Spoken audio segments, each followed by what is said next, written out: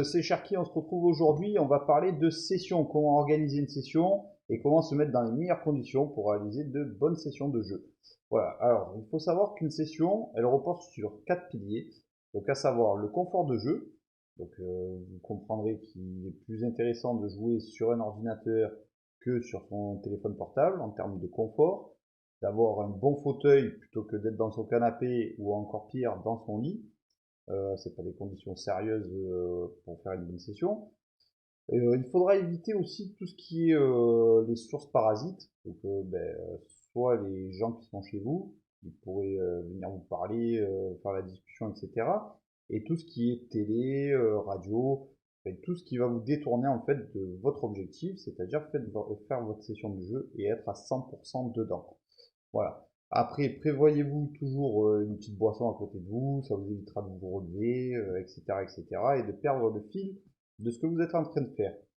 Le deuxième pilier, ça va être l'état d'esprit et la condition physique. Donc, qu'est-ce que j'entends par là? C'est l'état d'esprit déjà de ne partir sans vouloir quelque chose en particulier, pas partir dans l'idée de faire un super gain, pas dans l'idée de partir de rien en fait, de rien attendre de cette session et découvrir tout simplement ce qui va se passer durant cette période.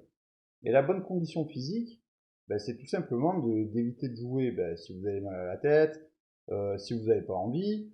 Il ne faut pas se forcer en fait. Il faut que ça soit le bon moment, avec le temps que vous allez consacrer à votre session où vous savez que vous n'allez pas être dérangé, etc. C'est tous ces petits détails combinés qui vont faire que votre session de jeu sera agréable et ça maximisera vos chances de réussite. Après, il y a la stratégie. Donc la stratégie, c'est quoi? C'est se demander sur quel jeu déjà vous allez jouer, combien de temps, quel budget vous allez mettre dedans.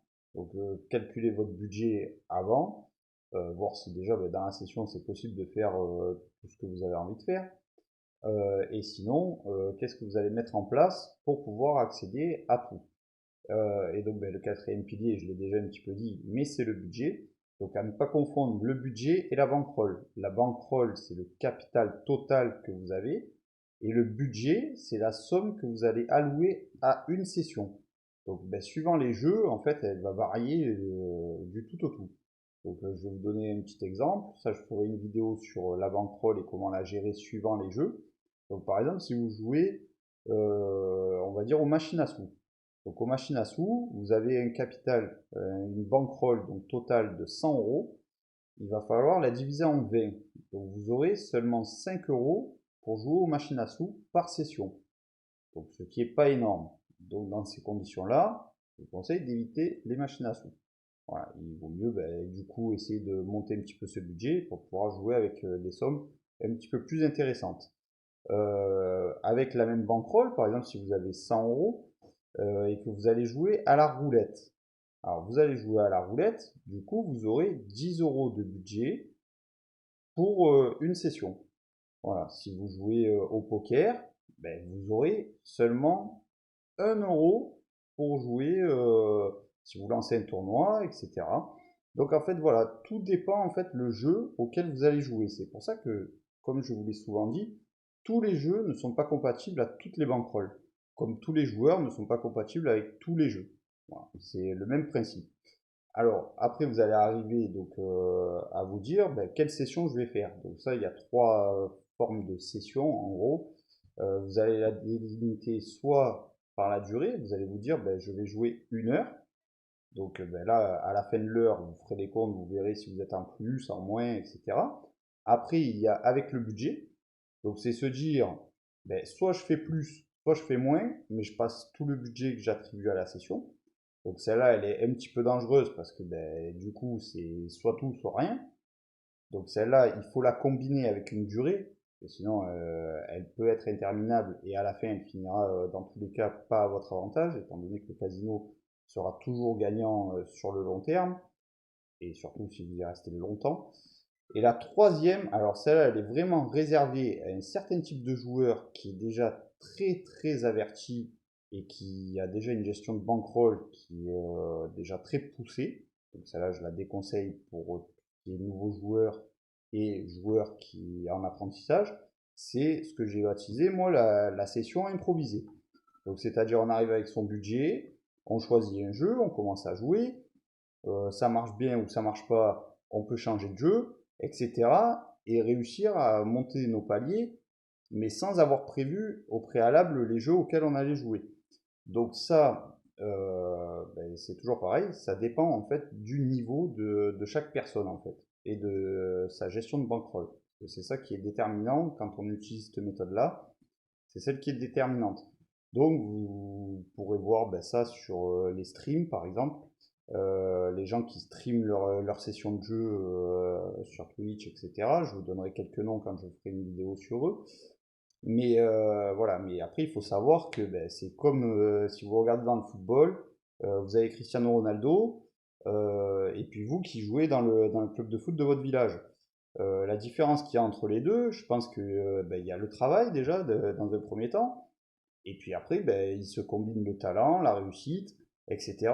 Et en fait tous ces facteurs-là, dans le jeu ça sera le même en fait. Il faut se dire que les gens que vous allez voir sur Twitch ou etc., ou qui sont, ben, ce qu'on va dire, dans l'élite de ces jeux de casino, c'est des gens qui connaissent déjà tout ce que moi j'essaye de vous expliquer au travers de mes vidéos et qui les mettent en application depuis déjà très longtemps, qui ont une gestion de bankroll qui est différente de la vôtre, qui ont pour certains ben, des sponsors, etc. Donc on ne vit pas dans le même monde. Il ne faut pas essayer de se dire, ben, moi avec mes 100 euros, je vais faire comme lui, je vais choper des fois 1000. Voilà. Et en plus de ça, il ne faut pas oublier que sur les vidéos YouTube aussi, et ça c'est marqué en bas, mais comme je sais qu'il y a beaucoup de gens qui ne disent pas sur les vidéos, c'est des condensés de réussite pendant les sessions. Donc c'est pas des sessions qui sont, c'est pas parce que vous regardez 10 minutes de vidéo avec plein de jackpots dans tous les sens que la session a eu que des jackpots. Voilà. Donc il faut être bien conscient de ça. Et de toute façon, on fera une vidéo sur que vous puissiez comprendre ben, tout le système et pourquoi on est différent. Après, je vous souhaite que peut-être un jour pour vous, ben, ça marche et que vous arriviez à un tel niveau. Mais n'oubliez pas que ces gens-là sont très très loin devant vous et moi. Voilà. Donc ben, avant ça, il va falloir et travailler et apprendre, mettre en place les méthodes, les conseils et avoir ben, le talent et la réussite au bon moment. Voilà. Donc pour mes conseils, alors non, avant les conseils, je vais vous donner aussi une petite chose. C'est que ben, du coup votre session donc, va se terminer, soit par le temps, soit par votre budget, soit de manière improvisée si vous en êtes là. Ce qui est important de faire, c'est de voir où vous en êtes. Si vous avez commencé voilà, avec un budget de 20 euros, par exemple, et vous avez décidé de jouer une heure, au bout d'une heure, vous êtes à 13 euros. Ok, donc c'est une session qui est perdante de 7 euros. Donc, ça, c'est des choses qui arrivent, et c'est pas la pire, donc c'est très bien. Moi, je vous conseille, si vous faites des sessions, donc on va dire 3 fois par semaine, 3, 4 fois par semaine, il est important de les espacer. Faites un retrait, même si c'est 13 euros, même si c'est perdu, c'est 13 euros que vous aurez en plus. Quand il y aura une session gagnante, ils viendront s'ajouter et ça vous fera un plus. Plutôt que de les laisser et d'être tenté de les rejouer avec le budget de la fois d'après, faites un retrait quoi qu'il arrive en fait. Si vous pouvez faire un retrait, même qu'il soit de, ben, comme là, 13 euros, vous auriez gagné peut-être 33, ben, vous auriez fait un retrait de 33, etc. etc. Le but étant en fait de laisser votre compte ben, prêt pour la prochaine session, tout simplement. Donc ben là, je vais vous donner moi les conseils que je vous donne. Comme d'habitude, le premier conseil, je vous donne l'envie de respecter votre budget. Voilà, s'il est perdu, il est perdu. De toute façon, on ne joue qu'avec de l'argent qu'on peut perdre. Ça, c'est très très important.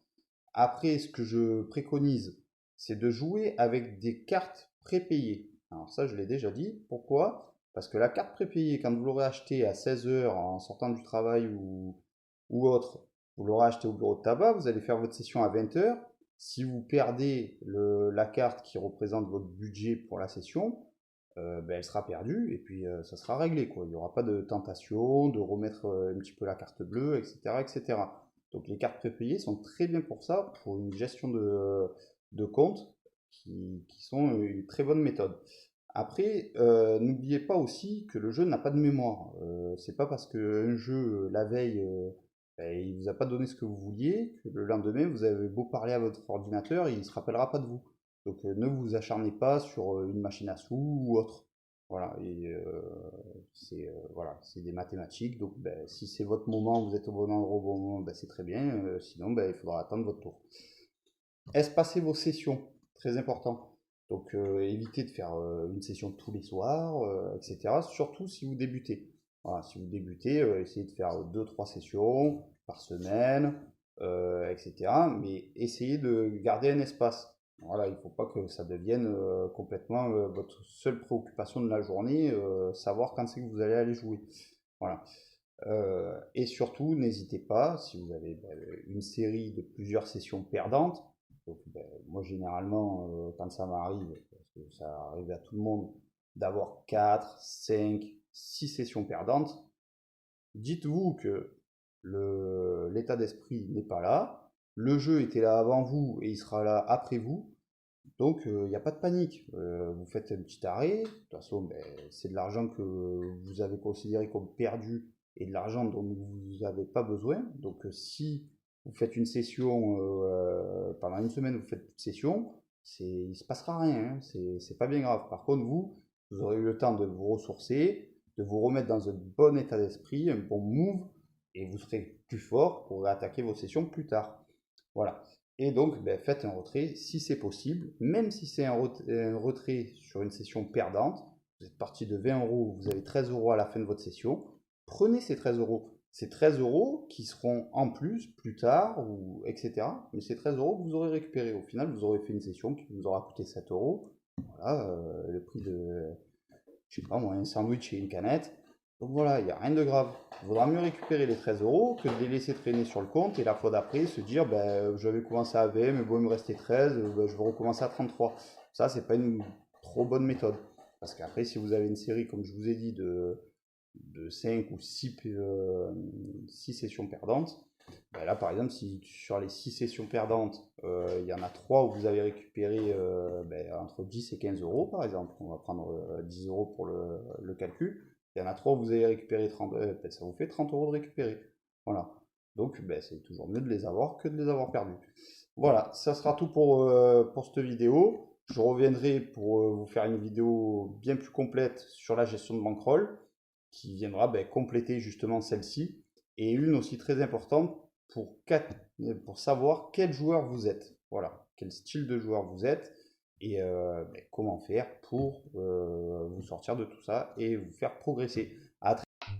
Donc voilà, cette vidéo est finie. Je t'invite maintenant à t'abonner, à cliquer sur la cloche si tu veux suivre dès la sortie mes nouvelles vidéos, si tu veux apprendre plein de choses. Si tu as des idées de vidéos, je te laisse mettre un petit commentaire. Je te dis à très bientôt. C'était Sharky. Ciao.